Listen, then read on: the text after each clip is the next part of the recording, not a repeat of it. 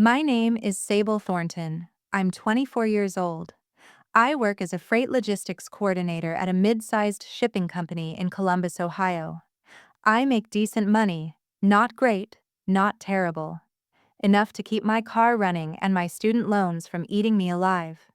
And 6 weeks ago, I walked into my childhood home for the first time in 3 months, turned the knob on my bedroom door, the room I'd slept in since I was 4 years old, and found my cousin Bethany's clothes in my closet, her perfume on my dresser, and her shoes lined up beneath my bed. My bed, the one with the dent in the mattress from 20 years of sleeping in the same spot. Everything that was mine, my books, my framed photos, my old journals, had been boxed up and stacked in the garage next to a broken lawnmower and a bag of rock salt. And sitting right in the middle of the bare desk, the only surface they hadn't touched, was a single sealed envelope with my name on it, in my father's handwriting. I didn't open it that day. I couldn't, because my hands were shaking too hard, and my father was standing behind me in the hallway, arms crossed, watching me like I was a stranger who'd wandered into the wrong house. Before I go on, if this story hits close to home, take a second to like and subscribe. Drop your city and local time in the comments. I always read them. Now let me take you back to the beginning. I grew up in a narrow 2-story house on Birchwood Lane. Brown siding, white trim, a porch that leaned slightly to the left. My father, Gerald Thornton, bought it the year I was born. He was proud of that house the way some men are proud of trucks or trophies. He mowed the lawn every Saturday at 7 a.m. He repainted the mailbox every spring. He talked about the mortgage like it was a war he was winning one payment at a time. My mother, Diane, passed when I was 11. Breast cancer. She fought it for 2 years and lost on a Tuesday in November. I remember the day because I came home from school and my dad was sitting on the porch with a glass of water just staring at the street. He didn't cry. He didn't say anything. He just sat there until it got dark, and I sat beside him, and neither of us spoke. After that, things changed. Not all at once. Slowly, the way wood rots from the inside. You don't see it until the whole frame buckles. Dad became quieter, more rigid. He had always been strict, but now he was strict and distant. Dinner was at 6. Homework by 8. No friends over on weekdays. No sleepovers on weekends. Rules that felt less like parenting and more like managing a tenant. I was his only child. You'd think that would mean something. And maybe it did. In his own locked-up, silent way. But I never felt it. Not the way a kid is supposed to feel it. Then there was Bethany. Bethany Cole. My cousin on my dad's side. Daughter of his younger sister, Aunt Linda. Bethany was 2 years younger than me, loud where I was quiet, social where I was cautious, charming in a way that made adults lean in and laugh. She had this gift, or maybe it was a skill, of making everyone around her feel like they were the most important person in the room. Teachers loved her. Neighbors loved her. My father loved her. And I don't mean that loosely. I mean he lit up around her in a way he never did around me. When Bethany visited for holidays, he'd joke. He'd tell stories. He'd pull out the old photo albums and narrate them like a tour guide. He'd make his special chili, the one he only made when company came, and serve it with cornbread, and a grin I didn't recognize. When it was just the two of us, he ate microwaved soup and watched the news in silence. I told myself it didn't matter. I told myself he was just bad at showing love, that some fathers are like that, better with guests than with their own blood. But there was a moment, one I've never told anyone about, that cracked something inside me. I was 16. I'd just made honor roll for the 3rd semester in a row. I brought the report card home and set it on the kitchen table next to his coffee mug. He glanced at it, nodded once, and said, "Good." That same week, Bethany visited and mentioned she'd gotten a B+ in geometry. My father took her out for ice cream. I watched them leave from the upstairs window, and I pressed my forehead against the glass until it fogged up. That was the first time I thought, he doesn't see me. Not the way a father should see his daughter. Not the way he saw her. And the envelope on that desk? The one I didn't open? It would take me another 4 days to finally tear it open. And when I did, what I found inside changed everything, not just about my father, but about the last 20 years of my life. But I'm getting ahead of myself. To understand what happened the day I found that envelope, you need to understand the house. Not just the layout, the feeling of it. Birchwood Lane was the kind of street where everyone knew each other's lawn care schedule but not each other's pain. The houses were close together, separated by chain-link fences and thin strips of grass that nobody really owned. Our house had 3 bedrooms upstairs. My parents' room at the end of the hall, a small guest room beside the bathroom, and my room, the one on the left, with the window that faced the oak tree in the backyard. That room was mine before I had language to claim it. My mother painted the walls pale yellow when she was 7 months pregnant with me. She told me that story once, sitting on the edge of my bed, running her fingers along the trim. She said she wanted the room to feel like morning, no matter what time of day it was. After she died, I kept those yellow walls. My father offered to repaint once when I was 13. I said no. He didn't ask again. That room became everything to me. It was the only space in the house that still had her fingerprints on it. Not literally, but spiritually. The curtain rod she picked out. The light switch plate with the tiny daisy decal she stuck on the corner. The closet door that squeaked on the left hinge because she always said she'd fix it and never did. I kept my journals in the bottom drawer of the desk. I kept my mother's old recipe cards in a shoebox under the bed. I kept a photograph of her taped to the inside of the closet door. One where she was laughing, mid-sentence, her hair caught by the wind. I looked at that photo every single morning for 13 years. So when I say my father gave my room away, I need you to understand. He didn't just reassign square footage. He handed over the last living piece of my mother that I had, and he gave it to Bethany. Let me go back a little further. Growing up, Bethany was around a lot. Aunt Linda lived about 40 minutes away in Dayton, and she had a habit of dropping Bethany off for weekends, sometimes weeks at a time. Linda was going through things. That was always the phrase. Relationship problems, money stress, a job that kept changing every few months. My dad never turned her away. He'd open the front door, take Bethany's overnight bag, and set her up in the guest room without a word of complaint. I didn't mind at first. Bethany and I got along fine when we were small. We'd ride bikes in the cul-de-sac, build blanket forts in the living room, eat cereal on the porch steps, and watch the sprinklers across the street. But as we got older, something shifted. Bethany figured out early, maybe instinctively, what my father responded to. She learned that if she asked him about his work, his face would soften. If she complimented his cooking, he'd make more. If she sat next to him on the couch during football games and asked questions about the plays, he'd explain them with patience I had never once seen him direct at me. She wasn't doing it to be cruel. At least, I don't think she was. Not back then. She was a kid who needed attention. And my father was a man who gave it more easily to someone who wasn't a daily reminder of the wife he lost.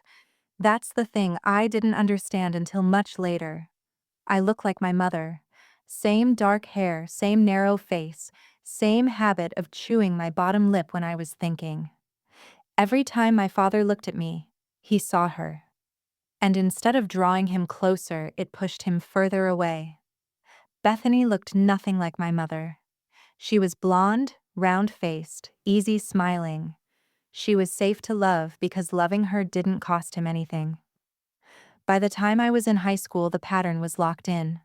My dad would attend Bethany's school plays when Linda couldn't make it. He drove 40 minutes to watch her sing in a holiday choir concert when she was 15. He framed a drawing she made him, a colored pencil sketch of our house, and hung it in the kitchen above the phone. I once built an entire science fair project on water filtration systems. Took me 3 weeks. I won second place in the district. My father didn't come to the presentation. He said he had a dentist appointment. I found out later he'd rescheduled it to the following week. I stopped telling him about school after that. There were smaller things too. Things that seem petty when you say them out loud but carved grooves into me over the years. He remembered Bethany's birthday without being reminded. He forgot mine twice. Once when I was 17, and once when I turned 20. Both times he handed me a card the next day with cash inside and said, "Slipped my mind." No apology. No embarrassment. Just a fact, delivered flatly like reporting the weather. When I graduated high school, he came to the ceremony. He sat in the back row. He didn't take a single photo. After the ceremony, he shook my hand. Shook it, like I was a colleague, and said, "Well, that's done." Bethany graduated 2 years later. He sat in the third row. He brought flowers, pink carnations. I know because I saw the photo Linda posted online that night.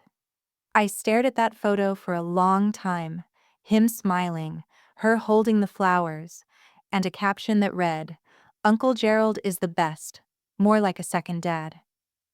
I closed the app and didn't open it again for a month. After high school, I enrolled at a community college in Columbus, then transferred to a state university. I studied supply chain management. Not glamorous, not exciting, but practical. I wanted a career that would let me stand on my own. I worked part-time at a warehouse during school. I paid for my textbooks myself. I applied for every scholarship I could find, and I got 2 small ones that covered maybe a third of my tuition. My father helped with rent during my first year. After that, he said I should learn to manage on my own. I didn't argue. Partly because he was right. Partly because asking him for anything felt like pulling teeth from a dog. Painful, dangerous, and unlikely to end well. I came home on holidays, sometimes birthdays. I kept my room the way it always was. Yellow walls, squeaky closet, photo of my mom on the inside of the door. I kept a spare set of clothes in the dresser, a toothbrush in the bathroom cup. My name was still on the mailbox. It was still my home. Or so I believed. Because what I didn't know, what nobody told me, was that 6 months before I walked in on Bethany's things in my room, a series of conversations had taken place. Between my father, Aunt Linda, and Bethany. Conversations about the house, about the future, about who deserved to be there, and not once, in any of those conversations, was my name mentioned. Not once. The last time I visited home before everything fell apart was in March, a Sunday. I drove down from Columbus after a long week, 12-hour shifts at the logistics center, back-to-back freight audits, a coworker who quit without notice and left me covering 2 desks. I was tired in a way that sat behind my eyes and wouldn't leave. I didn't call ahead. I never had to. The house was my home. My keys still worked. My room was still there. That was the deal. Unspoken. Maybe. But real. At least to me. I pulled into the driveway around 4 in the afternoon. My dad's truck was parked on the left side like always. But there was another car behind it. A white Honda Civic with a Dayton parking sticker on the bumper. Bethany's car. That wasn't unusual. Bethany visited sometimes. But something about it felt different. The car wasn't parked like a visitor's car. Angled, temporary, ready to leave. It was pulled in straight, close to the garage like it belonged there. I used my key. Walked inside. The living room looked the same. Brown couch. TV remote on the armrest. Newspaper folded on the coffee table. But the kitchen smelled different. Not my father's usual reheated soup smell. Someone had been cooking. Actually cooking. There was a dish towel draped over the oven handle that I didn't recognize. Light blue, with small lemons printed on it. My mother's old dish towels were red. I set my bag down by the stairs and went up. The hallway was dim. My father's door was closed. The guest room door was open. Empty, bed stripped, no sheets. That was odd. That room always had sheets on it. I reached my door, turned the knob, and the first thing I saw was a pair of white sneakers tucked under the bed. Not mine. Too small. Too clean. Then the closet. Open. Full of clothes I'd never seen. Blouses on hangers. A denim jacket. A row of shoes on the floor, lined up neatly. The dresser had a different mirror propped against the wall. A round one with a gold frame. My old mirror, the rectangular one my mother bought at a garage sale, was gone. In its place sat a tray of skincare products, a hair straightener, and a framed photo of Bethany and Linda at someone's wedding. The yellow walls were still there, but everything else was gone.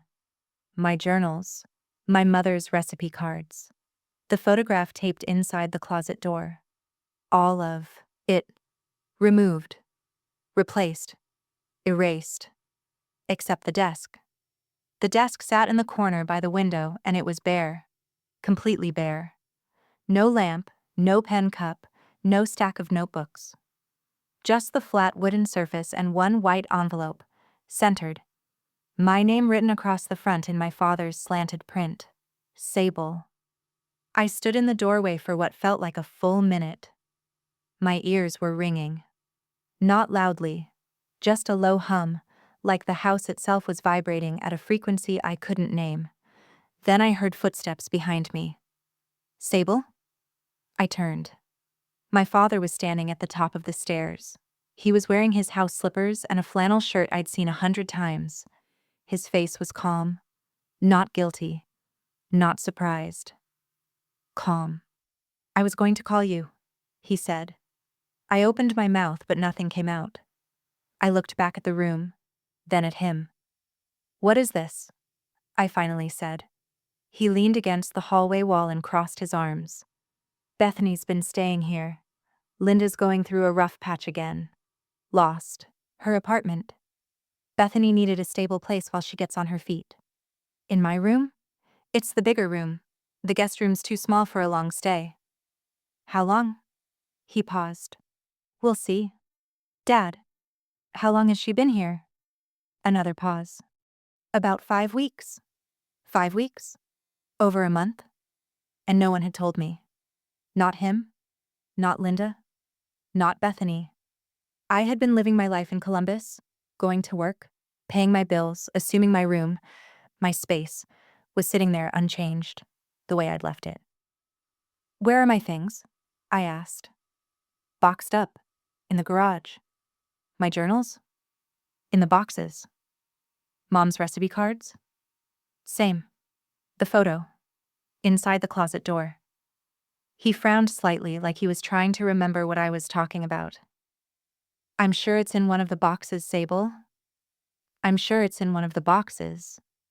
That sentence hit me harder than anything he'd ever said, because it meant he hadn't even noticed it. 20 years of that photo being there, and he didn't know what I was asking about. I felt my throat tighten. Not from anger. Not yet. From something deeper. Something that had been building since I was 11 years old and sitting on that porch beside him, waiting for a word that never came. "You didn't ask me," I said. "You weren't here. I live here. You live in Columbus. This is still my home." He uncrossed his arms and straightened up. "Sable, you're 24. You have a job, an apartment. Bethany has nothing right now." This was the practical decision. Practical. He used that word like a shield. Like practicality excused the fact that he had packed up everything I owned, everything my mother touched, and shoved it into a garage next to bags of salt and oil-stained rags without even a phone call. "What about the envelope?" I asked. He looked at me for a long moment. "Read it when you're ready." Then he turned and walked back downstairs. I stood in the hallway, alone, staring at the open door of what used to be my room. I could hear the TV clicking on downstairs. I could hear the low murmur of a news anchor's voice. Life continuing. The house breathing. Everything normal for everyone but me. I walked into the room one last time. I picked up the envelope. I didn't open it. I put it in my coat pocket, grabbed my bag from the bottom of the stairs, and walked out the front door. My father didn't follow me. He didn't call my name. He didn't even turn his head from the screen. I sat in my car for 20 minutes before I started the engine. Not crying, not screaming. Just sitting there with my hands on the wheel, staring at the brown siding and the white trim and the porch that leaned slightly to the left. The house looked the same, but something inside it had finally said out loud what I had always suspected. You are not the one who matters here. I drove back to Columbus in the dark. I didn't turn the radio on. I didn't call anyone. I held the steering wheel with both hands and watched the highway lines disappear under my headlights, one after another, like sentences being erased from a page. The envelope sat in my coat pocket the whole way. I could feel its weight against my ribs, light as paper but heavy as everything my father had never said. I didn't open the envelope for 4 days. It sat on my kitchen counter in my Columbus apartment, a small one-bedroom above a dry cleaner on East 5th Street. The kind of place where you can hear the steam press hissing through the floor every morning at 7. I'd lived there for 2 years. It wasn't much, but it was mine. Lease in my name. Utilities in my name. A space no one could box up and hand to someone else. Every morning I'd walk past the envelope on my way to make coffee. Every evening I'd set my keys down next to it. I didn't move it. I didn't hide it. I just let it sit there, like a guest I wasn't ready to speak to.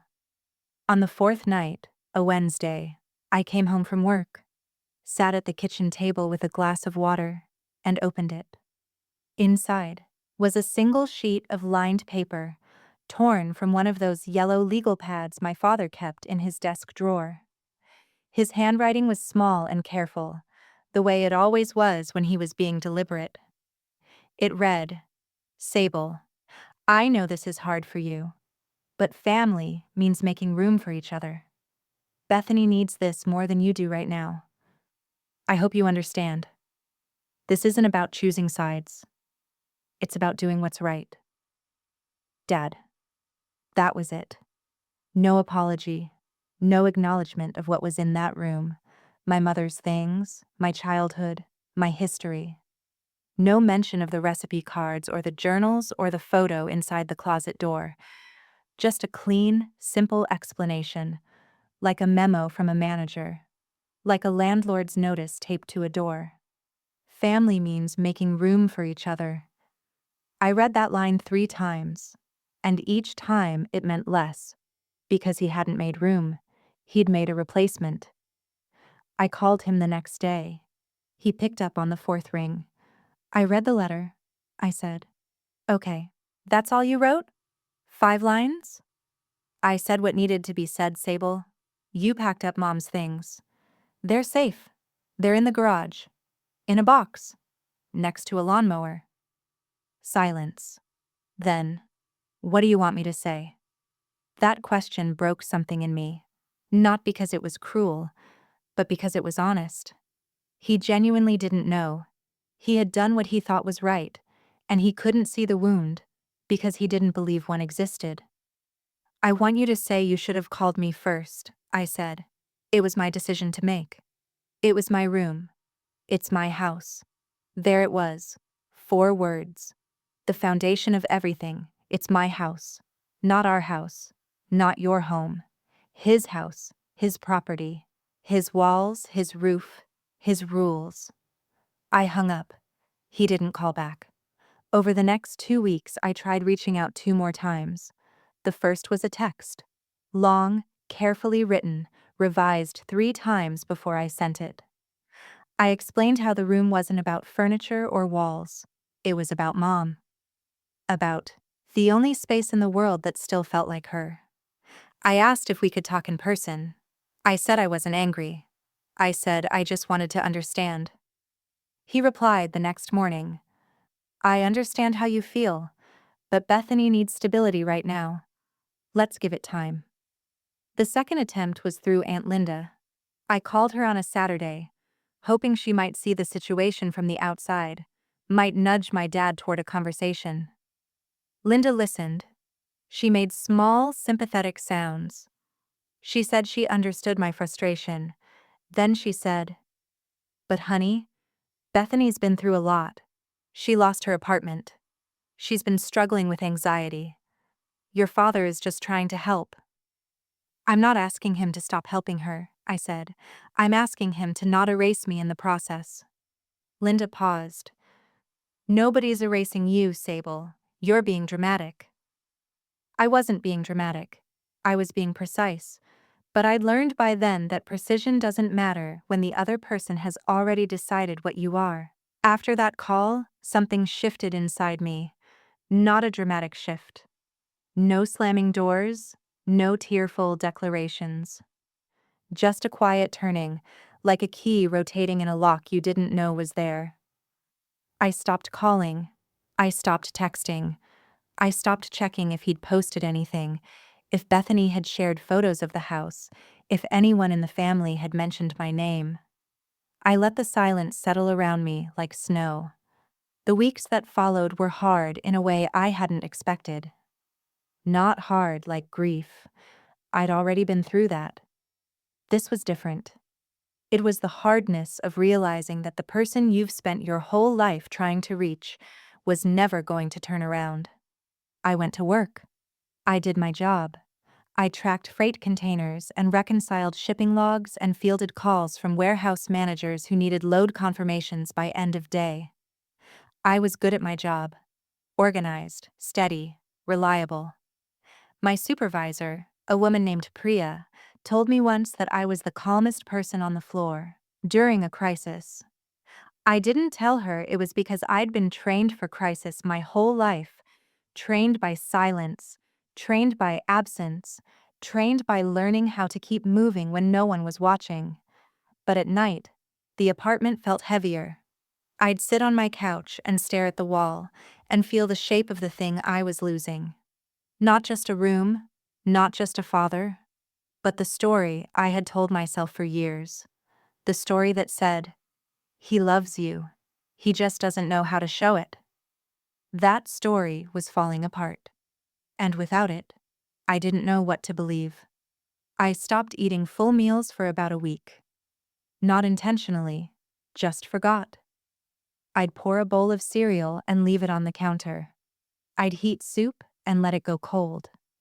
My body felt thin and hollow, like someone had scooped out the insides and left the shell standing. One night, a Thursday, around 11, I was lying on my bed staring at the ceiling when my phone buzzed. It was a text from Bethany, the first she'd ever sent me, directly about the situation. Hey Sable, I know things are weird right now. I just want you to know I didn't ask for this, Uncle Gerald offered. I hope we can still be cool. I stared at that message for a long time. She didn't ask for it. Maybe that was true. Maybe my father had offered without prompting, the way he always did with her. Generous, warm, eager. But she also hadn't said no. She'd walked into my room, seen my things, and let them be boxed up without question. She'd hung her jacket in my closet. She'd placed her photo where my mother's face used to be, and now she wanted to be cool. I didn't reply. Not out of spite. I just had nothing to say that wouldn't crack open everything I was trying to hold together. I set the phone face down on the nightstand and closed my eyes. And somewhere in the dark, between the hiss of the steam press below and the low hum of the highway outside my window, I made a decision. Not a loud one. Not one I announced or wrote down. Just a quiet shift, deep in the part of me that had been bending for 20 years. I was done bending.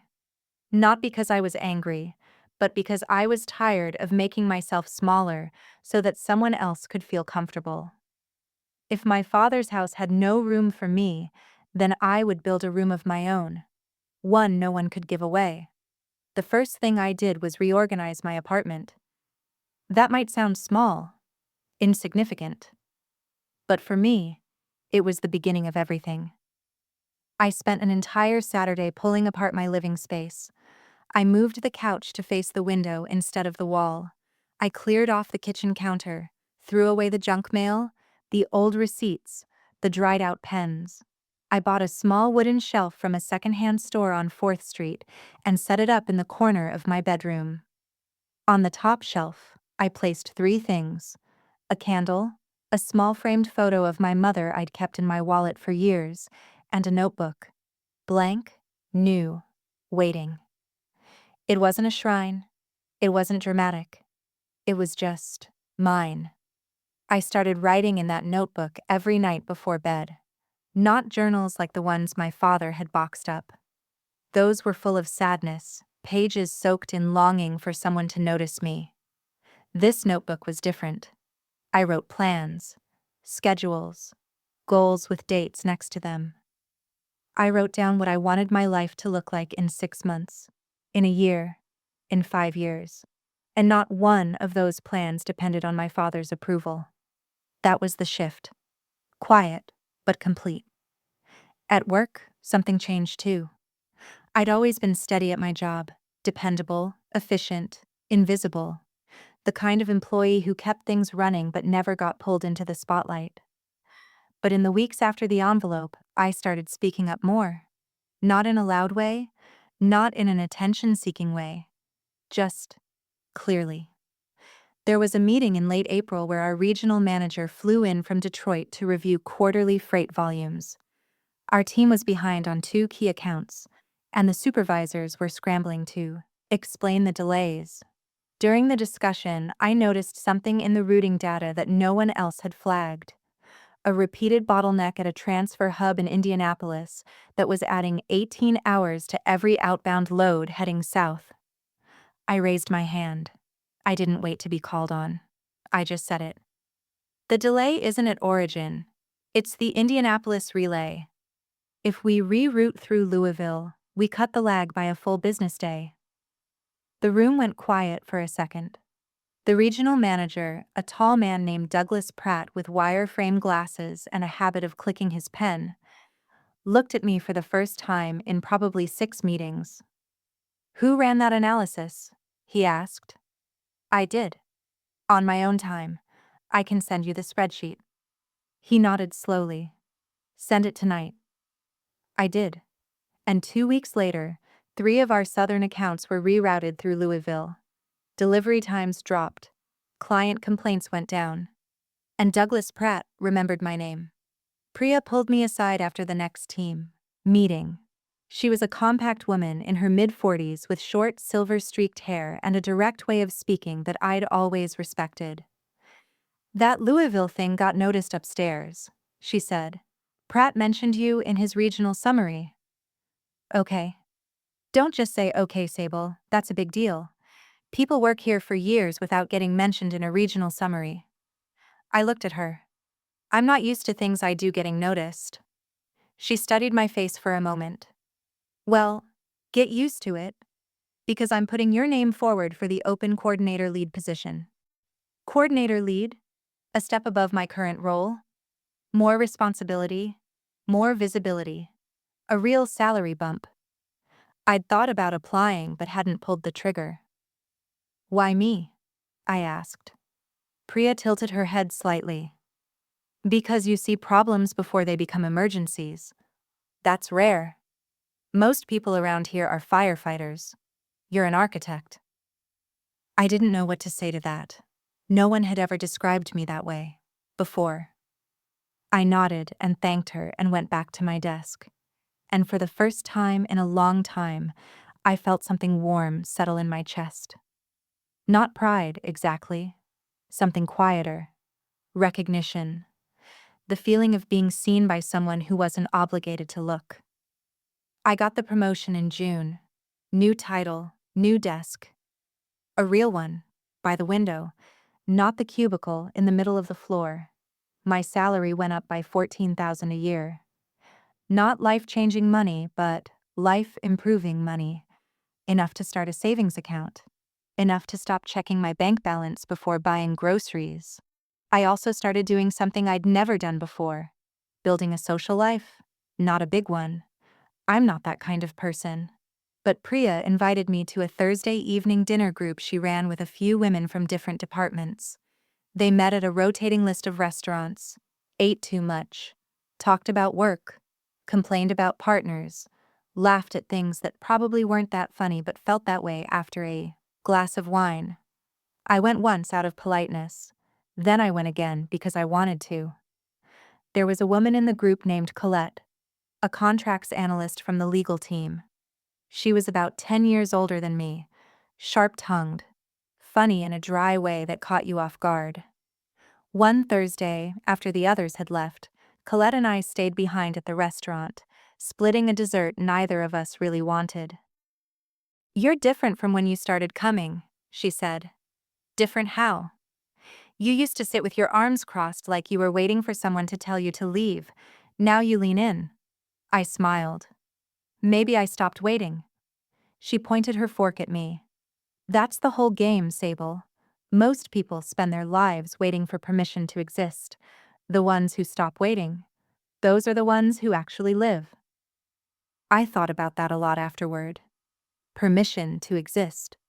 That's exactly what I'd been asking for. From my father. From the house on Birchwood Lane. From the yellow walls that no one else remembered painting. I was done asking. By late summer, my life had a shape that felt intentional.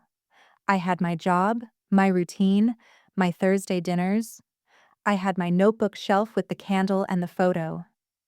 I had a savings account that was slowly growing. I had people who expected me to show up, not because I owed them, but because they liked having me there. I hadn't spoken to my father in 4 months. He hadn't called either. Not once. No texts, no voicemails, no letters. The silence between us was total. And for the first time, I wasn't the one trying to break it. Bethany had texted once more, in May. A short message. "Thinking of you. Hope you're doing okay." That I read and didn't reply to. Not out of cruelty. I just didn't have the energy to perform a closeness that didn't exist. Aunt Linda called once, too, in July. I let it ring. She left a voicemail. "Sable, honey, your dad misses you. He won't say it, but I can tell. Why don't you come down for a weekend? Bethany would love to see you." I listened to the voicemail twice. The second time, I caught the phrasing. "Bethany would love to see you. Not your father needs to talk to you. Not let's fix this. Just Bethany. Always Bethany." I deleted the voicemail and went to bed. In September, something happened that I didn't expect. I received an email at work. Not from the company, but forwarded to me by Priya. It was an invitation to an industry logistics conference in Chicago. A 2-day event in November, hosted by the Midwest Freight Coordination Alliance. Priya had been asked to recommend someone from our team to present a case study on route optimization. She recommended me. "You're kidding," I said. "I don't kid about career opportunities. You've got the Louisville data, you've got the results. You're presenting." I spent the next 6 weeks preparing. I built the slide deck myself. I rehearsed in my apartment, standing in front of the bathroom mirror, talking to my own reflection like it was a conference hall full of strangers. And somewhere during that preparation, between the spreadsheets and the rehearsals and the quiet nights with my notebook, I felt something forming in me that I hadn't felt before. Not just strength, structure, a foundation built from decisions, not from hoping someone else would build one for me.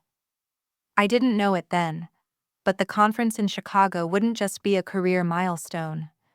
It would be the place where I'd see my father again, and Bethany, and the truth about that envelope. The full truth. Not just the 5 careful lines he'd written on yellow paper. The collision was coming. I just didn't know it yet. The conference was held at a hotel in downtown Chicago, one of those tall glass buildings near the river where the lobby smells like cedar and the elevators play soft jazz. The Midwest Freight Coordination Alliance had rented out the entire third floor. Breakout rooms, a main ballroom for keynotes, a networking lounge with too many chairs and not enough windows. I arrived on a Thursday morning, checked into my room on the 9th floor, and spent 2 hours going over my slides one last time. My presentation was scheduled for Friday afternoon, the second day, in a mid-sized room that seated about 80 people. Priya had flown in separately and texted me when she landed. "You're going to be great. Don't overthink it." I overthought it anyway. But by Friday at noon, I had eaten half a sandwich, changed my blazer twice, and decided that no amount of preparation would make me feel ready, so I just went. The room was about 2/3 full when I stepped up to the podium. Mostly logistics managers, a few supply chain consultants, some vendor reps in the back. I set up my laptop, adjusted the microphone, and took one breath. Then I started talking. I don't remember every word, but I remember the feeling, like the room quieted in a way that had nothing to do with courtesy and everything to do with attention. I walked them through the Louisville reroute, the data, the delay pattern, the cost per hour breakdown, the client satisfaction metrics before and after. I showed them the spreadsheet I'd built on my own time, the one no one had asked for. I explained the methodology plainly, no jargon, no performance, just the work and what it proved. When I finished, there was a pause. Then applause. Not thunderous. This was a freight conference, not a concert, but real. The kind that comes from people who understand what they just heard. Afterward, a small group gathered near the door to ask questions. A woman from a firm in Milwaukee handed me her card and said she'd be in touch about a consulting opportunity. A man from a trucking company in St. Louis asked for a copy of my routing model. Douglas Pratt, who had flown in from Detroit, caught my eye from across the room and gave me a single nod. The kind that meant more than a handshake. I felt something I almost didn't recognize. Not pride, not relief. Belonging. Like I had walked into a room full of strangers and earned my right to be there. Not because of who I knew, or who I was related to, but because of what I had built. The networking reception started at 6 that evening in the main ballroom. Round tables with white cloths, a cash bar, low lighting, the usual conference atmosphere of loosened ties and half-finished drinks. I was standing near the far wall, talking to Priya and Colette, who'd come along as part of the legal team's vendor review. When I saw him, my father. He was standing near the entrance wearing a dark gray sport coat I'd never seen before. He looked older than I remembered. Thinner, slightly stooped, his hair more silver than brown now. He was holding a glass of water and scanning the room the way he always did in public spaces. Slowly, cautiously, like he was mapping escape routes. And next to him, holding his arm, was Bethany. My stomach dropped. Not because I was afraid, because I wasn't ready. I had spent months building something steady inside myself, and the sight of them, together, in my space, at my event, threatened to shake the foundation I'd just laid. Priya noticed me staring. "You okay?" "That's my father," I said. "By the door." She looked. Then she looked back at me. "You want to leave?" "No." "You want me to stay?" "Yes." She didn't ask anything else. She just stood beside me, solid and quiet, like a wall I could lean against without falling. What were they doing here? That's the question I turned over in my head for the next 10 minutes while I pretended to listen to a conversation about intermodal container pricing. The answer came in pieces. It turned out Bethany had recently taken a part-time admin job at a small freight brokerage in Dayton, a company that had sent 2 representatives to the conference. She had tagged along as support staff, and she'd brought my father because, as I'd learn later, she wanted him to see the industry she was getting into. She had no idea I'd be here. Neither did he, but I knew the moment my father spotted me. I saw it happen from across the room. His eyes swept past, then snapped back. His glass paused halfway to his mouth. His expression didn't change. Not visibly, not to anyone else. But I knew his face better than I knew my own. And what I saw in that half second was something I had never seen from him before. Surprise. And something underneath it. Something close to discomfort. He set his glass down. He said something to Bethany. She turned to look. Her face went through a faster, less controlled version of the same reaction. Eyes wide, lips parting. A quick glance at my father like she was checking whether this was allowed. I didn't move. I didn't wave. I didn't cross the room. I just stood where I was, beside the people who had chosen to stand beside me, and I waited. He came to me. That was the first time in my life my father walked toward me instead of the other way around. "Sable," he said. His voice was even, controlled. But his hands were in his pockets, which meant he was nervous. I'd known that tell since I was 12. "Dad." Bethany hung a step behind, smiling in that careful way she had, the one that made people feel like everything was fine, even when it wasn't. "I didn't know you'd be here," he said. "I presented today. Route optimization case study. It was on the schedule." He blinked. "You presented?" "To about 60 people. It went well."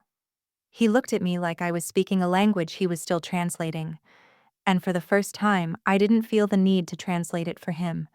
I didn't rush to explain, to soften, to make it easier for him to understand who I was. Priya stepped forward slightly. "Your daughter's presentation was one of the highlights of the day. Douglas Pratt from Regional is already talking about expanding her role." My father looked at Priya, then back at me. "That's good." "It is," I said. Silence. The ballroom noise filled the space between us, glasses clinking, laughter from a nearby table, the low hum of 100 conversations happening all at once. Bethany stepped forward. "Sable, it's so good to see you. I was hoping we'd connect eventually." If you've ever experienced something like this, someone acting warm in public while privately occupying the space they helped take from you, then you know the specific kind of exhaustion it produces. It's not anger.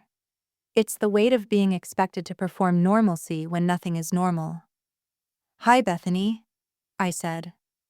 "Nothing more." She shifted her weight. "I've been texting you. I wasn't sure if you got them." "I got them." Another silence. My father cleared his throat. "We should talk. Not here, but soon." I looked at him. "We should have talked 6 months ago." He didn't respond to that. He just nodded once. The same nod he gave when he wanted a conversation to end without admitting he'd lost it. Bethany filled the gap. "Uncle Gerald talks about you, Sable. He does. He's proud of you." I held her gaze. "He gave my room away without telling me, Bethany. He packed up my mother's things and put them in the garage. If that's pride, I don't recognize it." The words came out calm, measured, not rehearsed. I hadn't planned this, but they were steady, and they were true, and I didn't flinch after saying them. Bethany's smile faltered. She looked at my father. He looked at the floor. Priya touched my elbow gently, not pulling me away, just reminding me she was there. "I have people to talk to," I said. "We can talk another time." I turned and walked toward the bar, not because I needed a drink, but because I needed to move. To remind my legs that they worked. To remind myself that I wasn't the same girl pressing her forehead against a window. watching her father leave with flowers meant for someone else. Behind me, I heard Bethany whisper something to my father. I didn't catch the words. I didn't need to. The collision had happened, and I was still standing. I didn't sleep much that night. Not because I was upset. Not exactly. More like my body was still vibrating from the encounter, running the playback on a loop. My father's face when he saw me. Bethany's careful smile cracking at the edges. The sound of my own voice, steady and clear, saying things I had carried in silence for months. I lay on the hotel bed with the curtains open, watching the lights from the city ripple across the ceiling. I kept thinking about one thing, the look in my father's eyes when Priya said my name, when she called me a highlight, when she mentioned Douglas Pratt. It wasn't pride I saw, it was confusion. Like he was looking at someone he hadn't accounted for. Someone who existed outside the version of me he had filed away in his mind. Quiet, compliant, background noise in his own house. That version was gone, and he didn't know what to do with what was standing in her place. The next morning, I was packing my bag when my phone buzzed. A text from my father. Can we have breakfast? Just the two of us. Lobby restaurant. 8:30. I stared at the message for a long time. Part of me wanted to ignore it the way he'd ignored me for months. But a larger part, the part that had stopped bending but hadn't stopped caring, said yes. I walked into the restaurant at 8:32. He was already seated in a booth near the window, hands wrapped around a coffee mug, staring out at the street. He looked smaller than he had the night before. Not physically. Just reduced somehow, like the context of the conference had shrunk him to a scale I hadn't seen before. I sat down across from him. Ordered coffee. Didn't speak first. He started. I didn't know about the presentation, he said. Nobody told me. Nobody needed to. I wasn't presenting for you. He nodded slowly. Priya, she seems like a good boss. She is. And the promotion. When did that happen? June. June. He repeated it like he was doing math, counting the months he'd missed. You didn't tell me. You didn't ask, Dad. You didn't call. Not once. He set the mug down. I thought you needed space. I needed you to act like my father. There's a difference. He was quiet for a while. The server came by, refilled his coffee, left. Outside, a bus rumbled past. I watched the steam rise from my cup and waited. Then he said something I wasn't expecting. Linda told me you called her. Back in the spring. I did. She said you were upset about the room. I was upset about a lot more than the room. He looked at me. She said you'd come around. She said you were being emotional and that you'd understand once things settled down. I felt a small flare in my chest. Not anger, but recognition. Linda had filtered my words. She'd taken my pain and translated it into something manageable, something dismissible, emotional, dramatic. She'll come around. Is that why you didn't call? I asked. Because Linda told you I'd come around? He didn't answer directly. Instead, he reached into his coat pocket and pulled out his phone. He scrolled for a moment, then set it on the table between us. Screen up. Bethany sent this to Linda in April. Linda forwarded it to me. It was a screenshot of a message. From Bethany to Linda. I leaned forward and read it.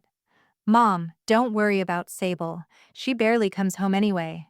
Uncle Gerald said himself she's moved on. The room was just sitting empty. I'm taking good care of it. I even repainted the closet door. It had some old tape marks on it and they looked tacky. I read it twice. Old tape marks. That was the photo. My mother's photo. The one I'd taped to the inside of that closet door when I was 11 years old. The one I looked at every morning for 13 years. Bethany had seen the marks it left behind and called them tacky. Then she painted over them. My hands were still. My face was still. But something inside me shifted. A tectonic plate settling into a new position, permanent and irreversible. Did you know about this message? I asked. Not until last week. Linda showed it to me after the conference invitation came through. She was worried about how things might look if we all ended up in the same place. How things might look. Her words, not mine. I leaned back in the booth. So Linda knew Bethany painted over Mom's tape marks. She knew Bethany was redecorating my room, and she told you I was just being emotional. He didn't confirm it out loud, but the way his jaw tightened was confirmation enough. Dad, I need to ask you something, and I need you to answer honestly. He waited. When you wrote that envelope, when you left it on the desk, did you actually think I'd read it and just accept it? Did you believe 5 lines on a legal pad would be enough? He looked down at his hands. I thought it was the right thing to do. That's not what I asked. A long pause. Then, I thought you'd understand. The way you always do. You've always been the one who adjusts. Since you were a kid, you've been the one who makes things work without making noise. I counted on that. I let those words sit in the air between us. He counted on me being silent. He counted on my compliance. Not because he respected it, but because it was convenient. I'm not that person anymore, I said. I can see that. The conversation shifted after that. Not toward reconciliation, not yet. Toward something harder. The truth about the house. My father told me that Bethany had originally been supposed to stay for 2 months.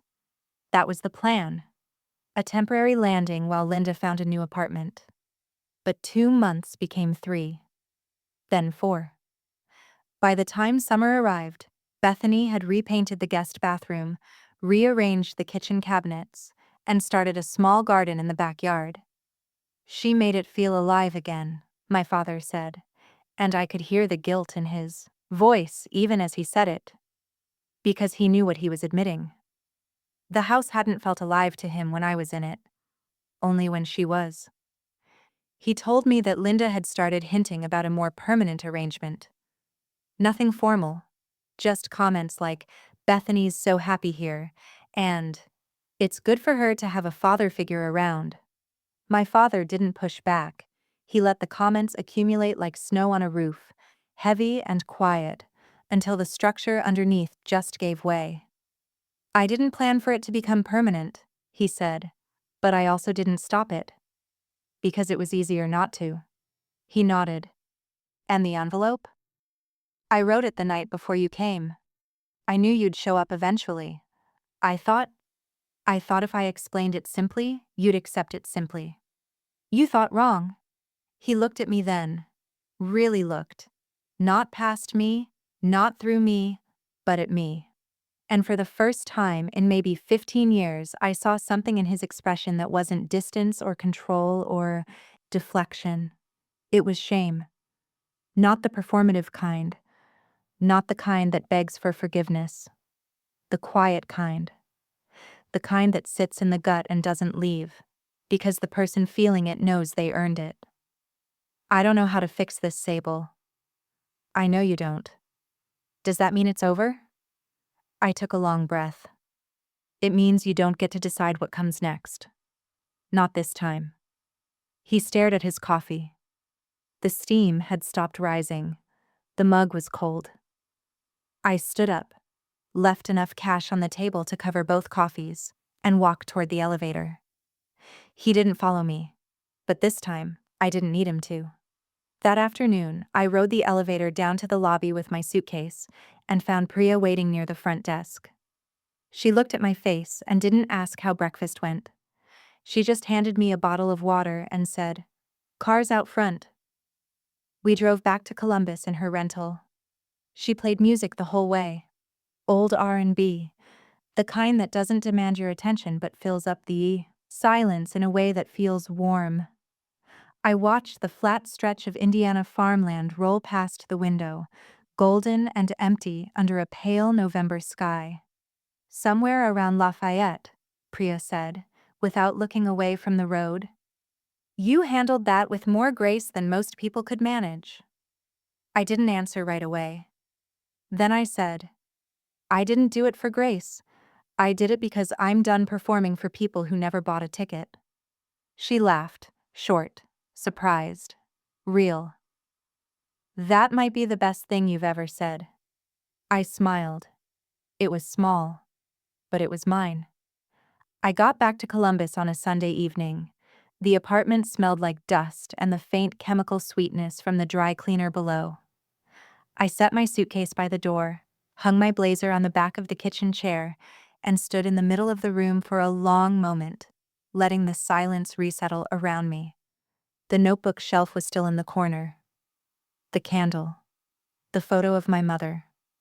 The blank pages I'd been filling for months, with plans and dates and small, deliberate goals. I sat on the edge of my bed and opened the notebook to the last entry. It was from 2 days before the conference, a list of things I wanted to accomplish during the trip. Present clearly. Make 3 new contacts. Don't apologize for taking up space. I'd done all 3. I added a new line at the bottom. Saw Dad. Said what needed to be said. Didn't break. Then I closed the notebook and went to sleep. The weeks after Chicago were quiet in a way that felt intentional, not empty, but settled.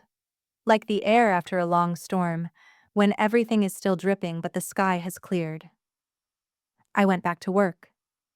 The promotion was holding steady. Douglas Pratt had emailed me directly, a first, asking if I'd be interested in contributing to a regional process improvement task force.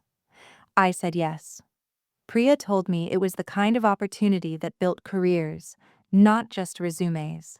Colette and I kept meeting for dinners, sometimes with the Thursday group, sometimes just the 2 of us. She had a way of talking about hard things without making them heavy, like she'd already carried them and put them down, and was just describing the shape they'd left behind. One evening in early December, we were sitting at a Thai restaurant near campus, and she asked me directly, "Have you heard from your dad since Chicago?" "Once," I said. "A voicemail. 2 days after I got back." "What did he say?" "That he's been thinking. That he wants to talk. That he's sorry things got this far." "Do you believe him?" I poked at my noodles. "I believe he feels uncomfortable. I'm not sure that's the same as being sorry." Colette nodded slowly. "It's not. But sometimes discomfort is where sorry starts." I thought about that for a while.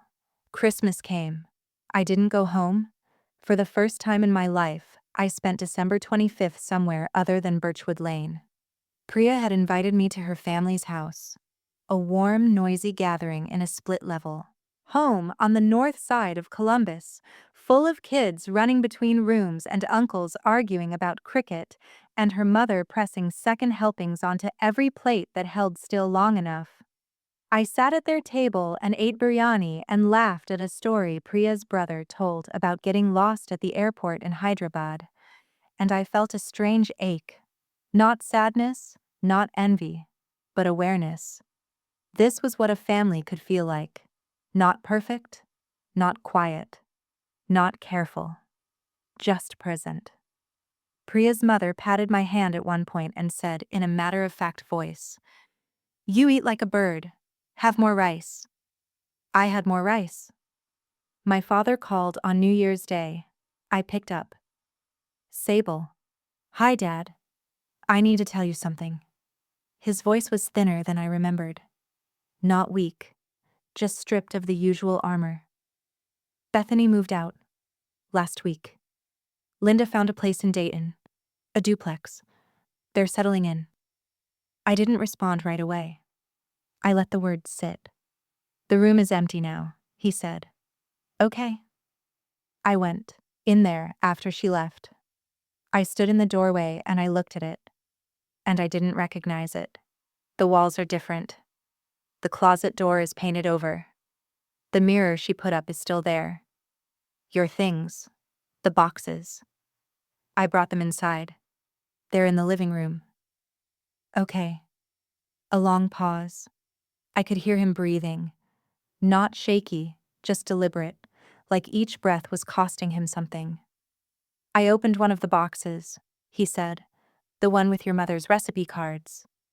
My chest tightened. I didn't speak. There was one on top. Lemon pound cake, her handwriting. She used to make it on Sundays. His voice cracked, just barely, like a hairline fracture in glass. I sat on the floor with that card in my hand for a long time, Sable. I closed my eyes. I don't know when I stopped seeing you, he said. I don't know when I started treating you like something I could rearrange. But I did. And I'm not going to pretend I didn't. I pressed the phone against my ear and listened to the silence on the line, the faint static, the distance between us measured in miles and years, and things unsaid. I'm not asking you to forgive me, he continued. I know that's not something I get to ask for. But I want you to know that I see it now. What I did. What I didn't do. The envelope. I thought 5 lines could do the work of 20 years. That was stupid. That was the laziest thing I've ever done, and I've done a lot of lazy things when it came to you. I opened my eyes. The apartment was dark except for the light above the stove. The notebook shelf was visible in the bedroom doorway. The candle, the photo, the small architecture of a life I had built with my own hands. I hear you, Dad, I said. And I appreciate you saying it. But hearing it doesn't undo it. And I need you to be okay with that. I am. And I need you to know, I'm not coming back to that room. Not the way it was. That part of my life is over. If we rebuild something, it starts from where I am now, not from where you left me. He was quiet for a long time. Then he said, That's fair. It's not about fair. It's about what's real. I went back to Birchwood Lane in late January. Not to move in. Not to reconcile in some big, tearful scene. Just to pick up the boxes. My father helped me carry them to the car. We didn't talk much. He looked older in daylight, slower, more careful with his steps on the icy driveway. He wore the same flannel shirt from the day he'd stood in the hallway watching me discover my empty room. I wondered if he realized that. Probably not. The boxes were heavier than I expected. My journals were inside the second one, rubber banded together, spines cracked from years of writing. The recipe cards were in a plastic bag. Not sealed, just loosely gathered. A few had water stains from the garage, but they were legible. My mother's handwriting, round and quick, with her habit of underlining ingredient measurements twice. The photo, the one from the closet door, was at the bottom of the third box, wrapped in newspaper. The tape had left marks on the back. I held it up in the January light and looked at my mother's face. Laughing. Hair in the wind. Mid-sentence. Alive.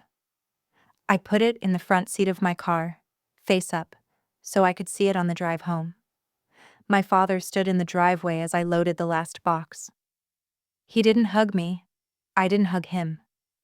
But when I closed the trunk and turned to face him, he said something that caught me off guard. The lemon pound cake. The recipe. Would you make it sometime?